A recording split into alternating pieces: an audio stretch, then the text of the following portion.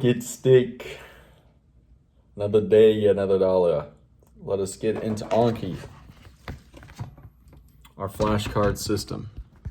By now, if you're watching this, you know about Anki. All right, what do we got? One flashcard. What are the 9 sections and 9 subsections of Chapter 4 Embrace Difficulties? How learning occurs, encoding, consolidation, and retrieval. Extended learning, updating retrieval cues. Easier isn't better.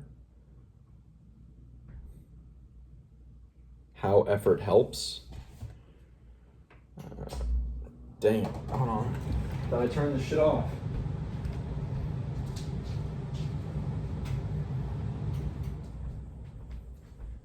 How effort helps. Reconsolidating memories.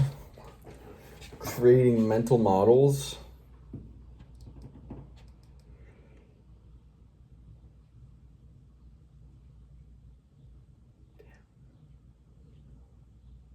Creating mental models. Broadening mastery. Improving versatility. Priming the mind. Oh, come on, we're missing one, bro.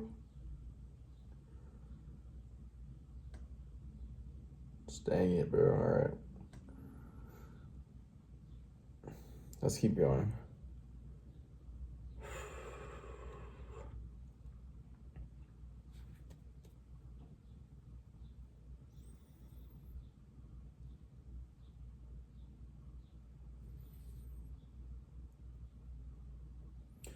Other learning strategies that implement desirable difficulties.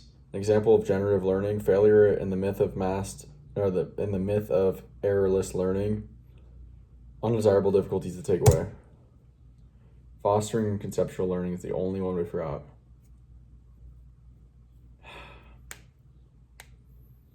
What is it? Fostering conceptual learning.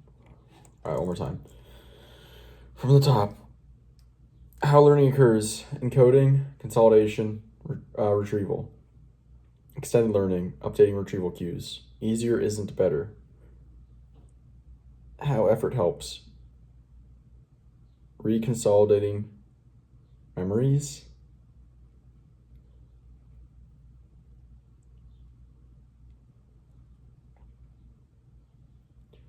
What? Dude, reconsolidating memories, broadening mastery. Now, reconsolidating memories. Creating mental models, broadening mastery, fostering conceptual learning,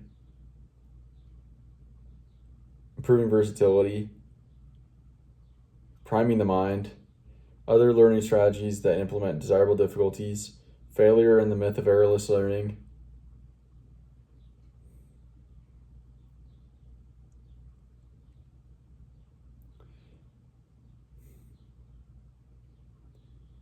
an example of generative learning, undesirable difficulties to take away.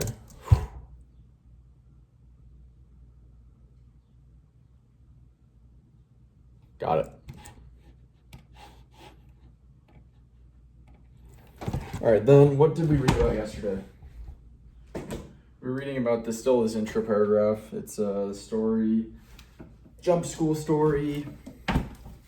Mia Blendetto, Marine, in jump school. We just read a lot about the jump wings, jump school, how it starts off simple, or relatively simple, but there's lots of different, you start in a gravel pit, you got 6 different ways to land. It's all about parachute landing.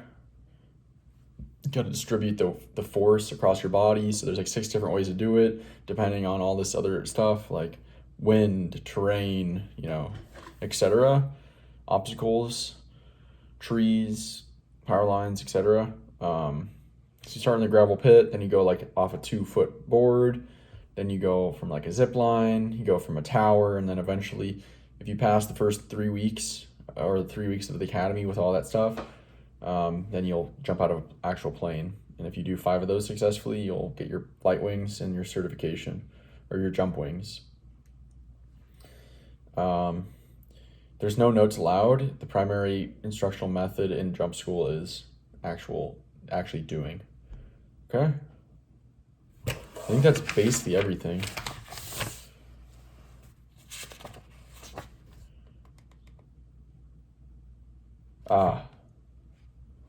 We learned what desirable difficulties were yesterday as well. Desirable difficulties are essentially things that impede or slow down short-term learning but lead to longer-term memory and deeper like understanding and encoding. And some examples of desirable difficulties are varied practice, interleaved practice, and spaced repetitions, things we've covered in the past chapters. Whoo! Short-term impediments that make for stronger learning. All right, that's it. We're caught up now. Now I'm going to continue reading, and then I'll be back to recall in a sec. Intro section complete for chapter 4. Basically, she jumped out of the plane. She was the first in line. She got caught up in the other guys on the other side's parachute. Like the other first guy, there's 2 lines. And basically just swam out of it in air and then pulled her chute, and she was all good. No worries. And they're basically like, oh, this is, demonstration of mastery. It's one thing to be confident, feel confident about your knowledge. It's another to demonstrate mastery. That's essentially it for the intro chapter, that story about jump school and Mia Blundetto, the Marine. Now we are getting into the first section, which is how learning occurs. So I'll be back.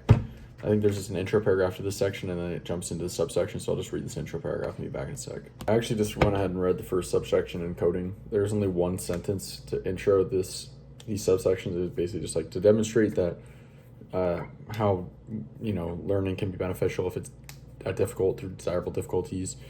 We're going to briefly show how learning occurs.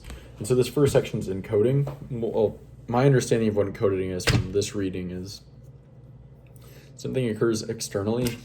Say this pen, maybe this will work. Me looking at this pen, okay, we got this objective thing, this external thing. My sensory system processes it, and then the actual conscious, or the brain, the combination of electrical and chemical stimuli and substance in the brain that represents this thing is called a memory trace. And the whole process of taking something external and making it into like a mental representation or memory trace is the process of encoding. So a little vague, but like you watch someone perform something on guitar, and then you're trying to like create that mental thing of how you actually play the guitar, like how to copy them in your brain. That process is called encoding.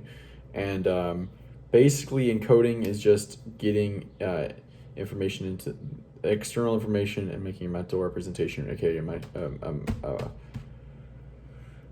memory trace. Okay. So this is very interesting. It also talked about short-term memory. So most of our day-to-day life is just the experiences of our short-term memory, or our conscious experience. Day-to-day is stuff that is currently in the working memory, and aka short-term memory. Things are coming in and out all day of the short-term memory. We forget a lot of it, and we're going to need to go to the next step if we want to remember some of these things that come into short-term memory, and that's probably what consolidation has to do with. But I was like elaborating. I'm just like, interesting. Maybe what is consciousness versus what is subconscious. Maybe the mind and consciousness can be potentially analogous to short-term memory, and the stuff that's in long-term memory and this other stuff that's in your brain that you're currently not focused on but's in there. Maybe that's the subconscious mind, potentially. Just an interesting thought. Right, they use a blackboard analogy, or like a notebook that you are like constantly writing in, or a whiteboard constantly writing on and then erase.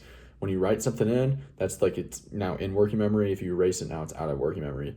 And this was very well documented in the Learning How to Learn course by Barbara Oakley. they talk a lot about short-term versus long-term memory, this is the first time I've heard about short-term memory in here, and this is pretty deep into the book. I mean, we're chapter 4 of 8, so yeah.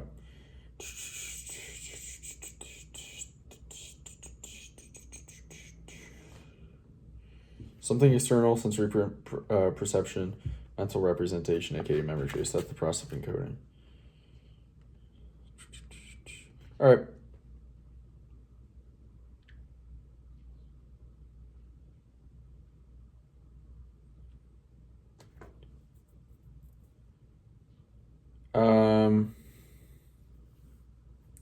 Probably consolidation is the process of taking something from short-term memory and putting it into long-term memory, if I had to guess. I'm going to continue reading. We only got 2 minutes left, so I'll probably only get through this first paragraph, but I'll be back in a sec. For today, basically, just read like one sentence. I had this other question that I wrote last time I read it in the book, and it was like, is there a location for the short-term memory? I basically said, I don't think so, but maybe whatever part is turned on when we're awake, if there's a part of the brain that's always turned on, that could be part of the short-term memory. Otherwise, you can take short-term memory traces from like all over the brain. All right, and consolidation is, I believe, I wrote down, taking short-term memory, aka memory traces, fresh memory traces, and converting them, putting them into long-term memory. So that's it for today. Talk to you guys later. See ya.